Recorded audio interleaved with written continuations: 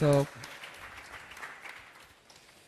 basically, with the debugger thing is, the cool thing is actually you can track whatever was in memory. So the content of this file, when it was being actually scanned, we can see first that I was looking for the word prueba, because prueba is one of the words that I put inside my file. And then you have all the information basically to starting developing your exploit, or having a clue where the bug is, in what place, where the exception was, and actually in what sequence of tasks that the process was doing at the moment. So I communicate with these guys never answer. So basically now this get recorded. So it's like an all-day for free for everybody, right? It took me like more than 6 months hitting every day these guys. There's no way, no answer. They never answer. So we will go after another one. So this time it's going to be antivir.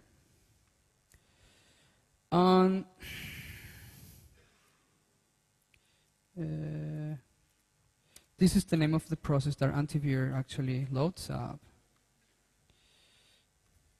So we're just going to use the antivir here. And the debugger is going to be like looking for it. As you can see, it found like 3 exceptions that are handler, one after the other. If you don't catch the first one, you have other 2 chances. And if they are handled, like you just make a huge, not that huge because this file is like really small, a packet of like a lot of subfiles. You just send them, and you have like the try the brute forcing thing until you hit the right press and you actually execute your shell code. Actually, I've been told that I cannot, because of this new law here, I cannot show really exploit getting shells, just to don't get into trouble.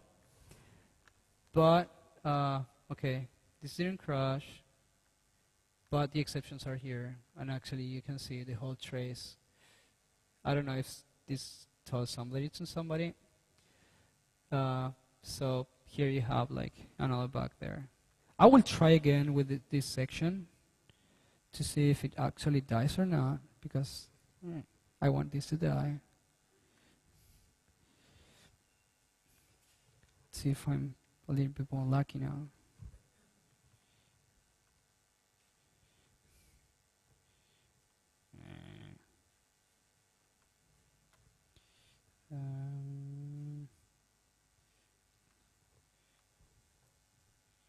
So this should be the process. We will try to attack this section again.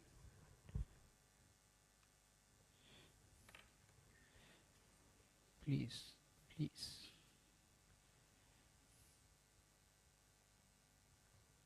So this is what is trying to attack this. Oh, this guy doesn't want to die.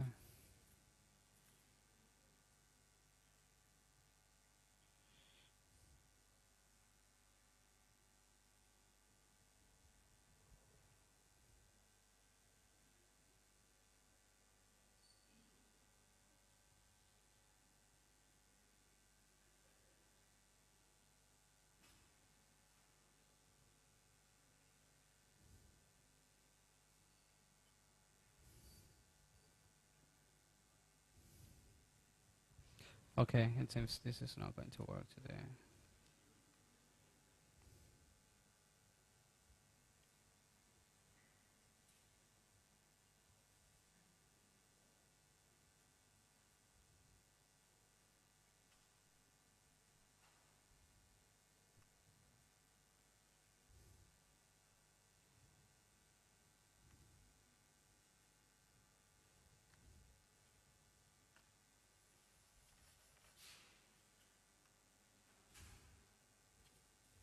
No, definitely this guy doesn't want to work. Doesn't want to die. Okay, so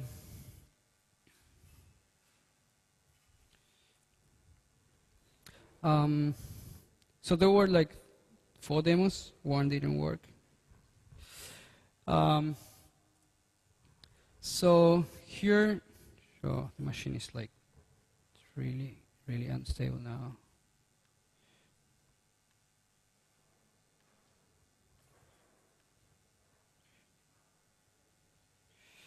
So the thing is, with this kind of things, like playing with the Packers, not just with the Packers, because it's the file compression things, the Packers. Basically, what happens is that what I've seen is that most of the antiviruses, the large companies now have changed, though. They didn't have, actually, I don't know how many have changed. At least that's what they told me. But the bug still is out there. So they don't have like a security development process.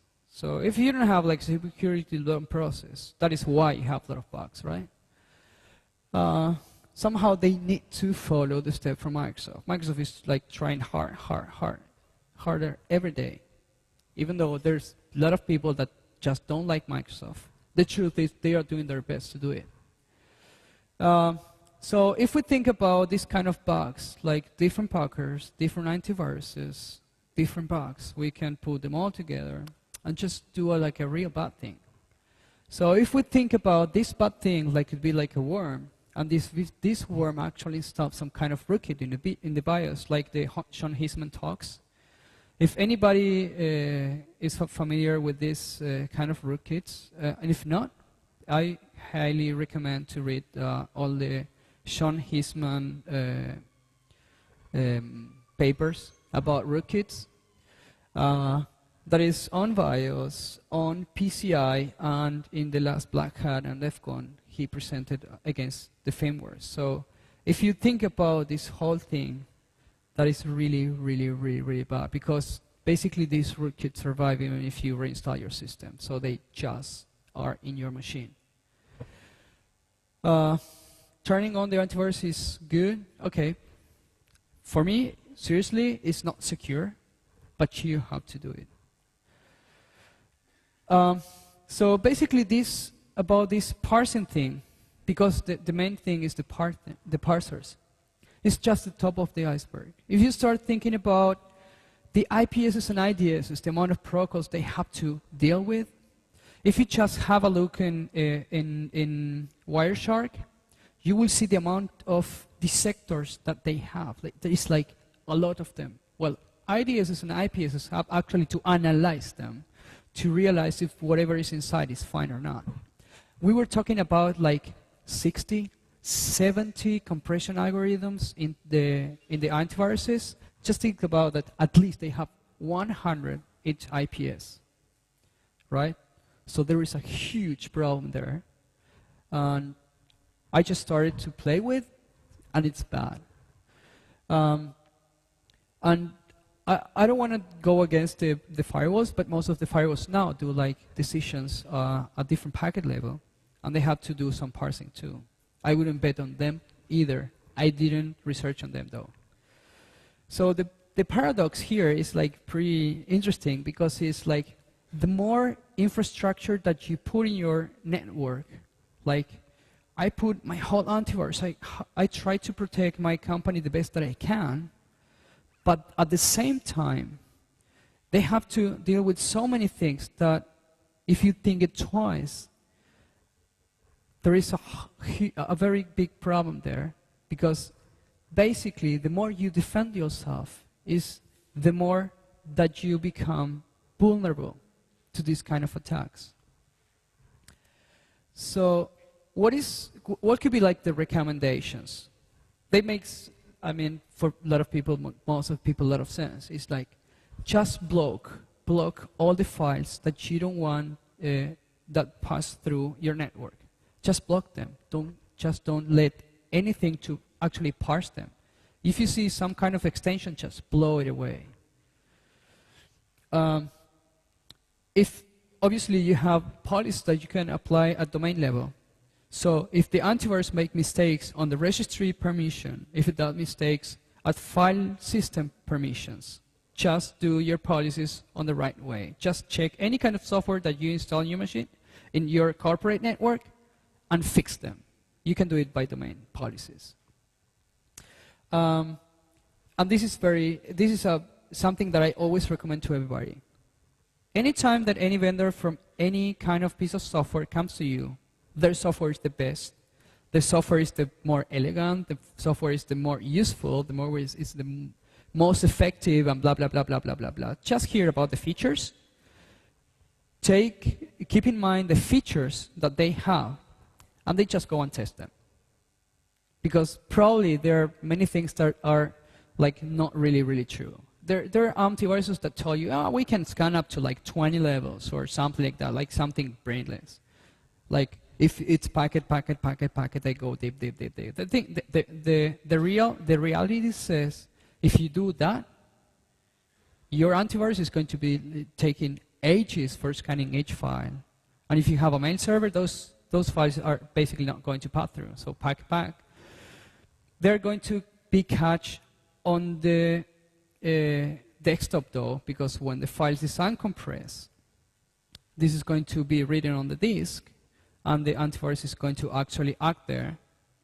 So basically, if an attacker wouldn't want to like deal with the frontier, like the first level of the defenses of a company, it just do like a pack.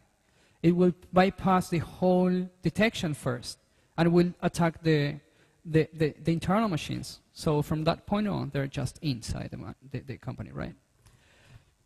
So I'm preparing a paper. I will post it very soon in the Emran's website. I will send a mail to the mailing list, though, but with a very detailed and fields and the tools that you have to use actually to test it step by step, so that you guys can go ahead, read the paper, start testing your software, doing your own templates, your own, but in a way that you can actually, it's like a workshop. So you will be able to like reproduce these kind of things on your side. Because of the time, this is impossible here. Any kind of question? Any questions? There are going to be in these slides I will give to him, so they're going to be available to download. So you have all the references on all the software that you can play with this.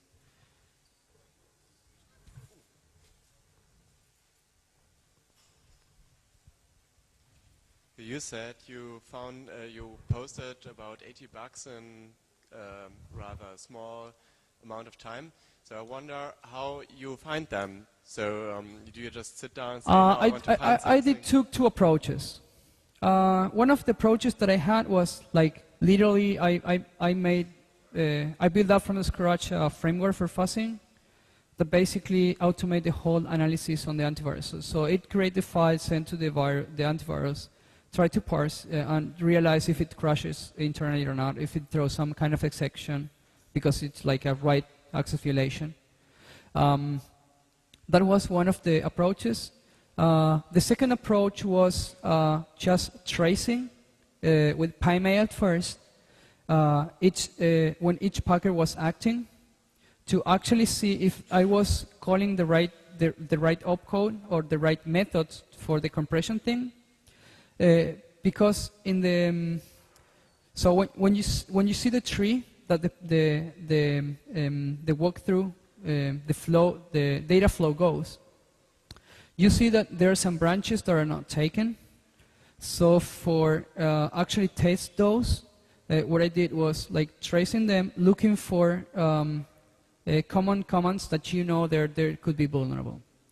So I was looking, especially in the comparison, the tests, to see if there was some opcode, some function that I was not using that could actually make this guy take the other branch on the tree. To go deeper and try to actually spot those bugs too. Actually, once you see it takes one branch, you see what you have to change in your file to actually take the other one and trigger the bug.